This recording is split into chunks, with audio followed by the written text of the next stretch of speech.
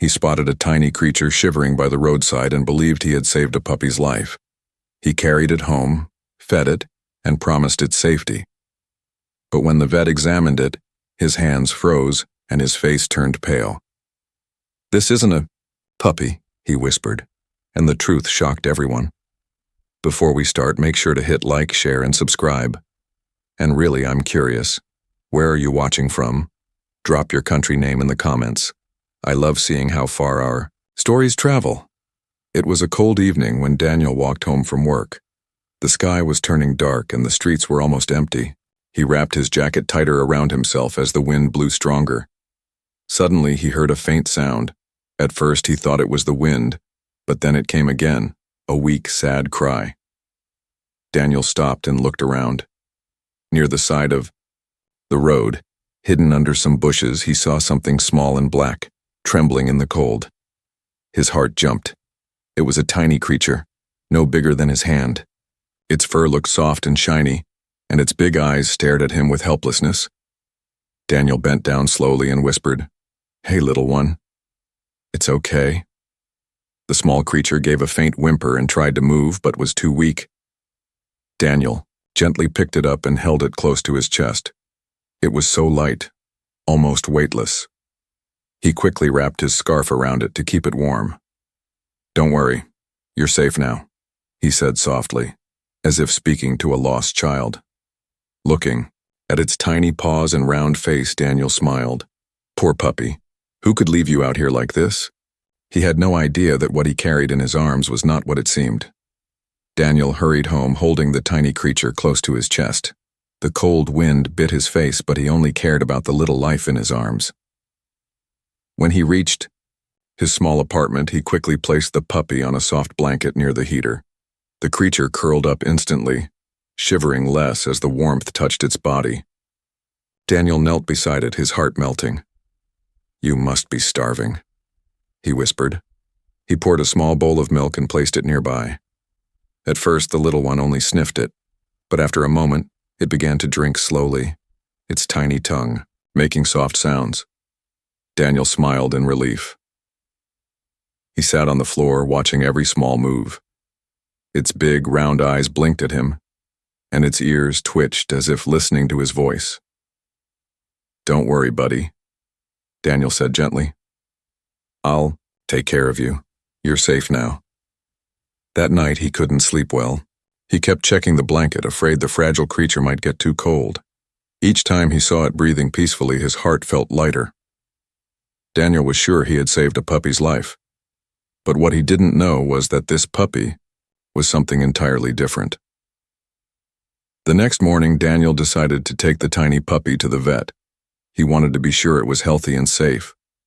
Wrapping it carefully in a towel, he whispered, "We'll get you checked, little one. You'll be okay."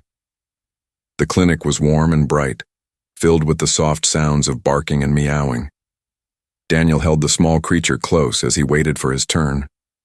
People passing by smiled and said, "What a cute puppy." Daniel felt proud, thinking he had rescued something special. Finally, the vet, Dr. Miller, called him inside. Daniel placed the tiny animal gently on the table. Dr. Miller smiled kindly at first, adjusting his glasses. "Let's take a look at this little fellow," he said. The vet leaned closer, carefully touching its paws, ears, and tiny face. At first, he nodded quietly, but then his smile slowly faded. His brows furrowed, and his eyes narrowed with confusion. He looked at Daniel, then back at the creature again. Dr. Miller gently lifted it, examining its sharp little claws and unusual teeth. His hands froze for a moment. The room grew quiet, and Daniel's heartbeat quickened. Finally, Dr. Miller stepped back, his face pale. "Daniel," he said in a low, serious voice, "this is not a puppy." Daniel froze, staring at the vet. "What do you mean?" he asked nervously. "Of course it's a puppy. Look at it." His voice shook, almost pleading for the vet to agree. Dr. Miller took a deep breath. He gently turned the small creature toward Daniel. "Look closer," he said softly. "The ears are too sharp. The eyes are too large for a normal puppy. And these claws, they're not the claws of a dog. Daniel's mouth went dry. He leaned in, his heart racing. For the first time, he noticed the strange details. The creature's teeth were tiny but sharper than they should be. Its tail twitched unnaturally. The way it moved, so silent and alert, didn't feel like a puppy at all. Dr. Miller removed his glasses and rubbed his forehead. This is not a puppy, Daniel. This is a wild animal. Very young. Very rare. But not a dog. His voice grew heavy. If it grows, it could become dangerous. Daniel's eyes widened, his mind spinning.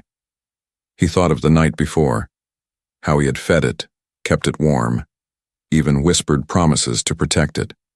And now, hearing the truth, he felt torn between fear and love. How could I let go of something that trusted me? Daniel whispered, his hands trembling. The room was silent. Only the tiny creature's bright eyes stared back at him. Daniel's hands shook as he pulled the towel tighter around the little creature. Dangerous or not, he was alone in the cold, Daniel said softly. If I had left him, he would have died. His voice carried both fear and determination. Dr. Miller studied him carefully. I understand, the vet replied. But you must realize this is no ordinary animal. It may not belong in a home, it may belong in the wild. He paused, then added, Still, the fact that it has trusted you this much, that is unusual. The tiny creature let out a faint cry, nuzzling against Daniel's hand as though it understood every word. Daniel's heart ached. How could he turn away from something that saw him as its protector? The vet sighed. I will run some tests. Until then, keep it safe. But remember, raising it will not be easy. One day you may face a choice you don't want to make. Daniel nodded, though worry weighed heavily on him. On the way home, he looked down at the fragile life, resting in his arms. It no longer felt like a rescue. It felt like fate had placed this strange little creature in his path for a reason. And whatever it was, Daniel knew his life would never be the same again. Days passed, and Daniel cared for the little creature as if it were his own. He fed it, kept it warm, and spoke to it every night. The tiny animal grew stronger, its eyes brighter, its movements quicker. Neighbors who saw it thought it was just a puppy, and they praised Daniel for saving it. But at the vet's office, the truth spread quietly. This was not a puppy. It was a rare wild animal, something few people had ever seen up close. Whispers traveled through the town, and soon everyone wanted to know about the man who had rescued the wrong puppy. One evening, Dr. Miller visited Daniel's home. The creature now moved confidently, pacing the room with sharp awareness. The vet looked at Daniel with a serious face. You gave it life, he said, but now you must decide its future. Will you keep it, knowing what it is, or will you let it return to where it belongs? Daniel looked down. The creature pressed against his leg, its tiny claws hooking into his trousers as if begging him not to let go. Tears filled his eyes. I saved him once, Daniel whispered, and I will keep saving him, no matter what. The vet sighed, but a faint smile touched his lips. The town would never forget the man who thought he saved a puppy, and chose to stand by it, even when the truth shocked everyone.